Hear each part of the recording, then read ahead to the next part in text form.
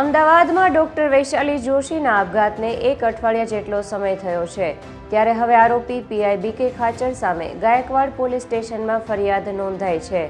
અત્રે આપને જણાવીએ કે 2 દિવસ પહેલા પોલીસે મહીસાગરમાં પરિવારના નિવેદન નોંધ્યા હતા. મૃતક ડોક્ટર વૈશાલી જોશીના બેન કિંજલ પંડ્યાએ ફરિયાદ દાખલ કરી છે. પીઆઈ ખાચરના ત્રાસથી જ વૈશાલી જોશીએ આપઘાત કર્યાનો ફરિયાદમાં ઉલ્લેખ પણ કરવામાં આવ્યો છે.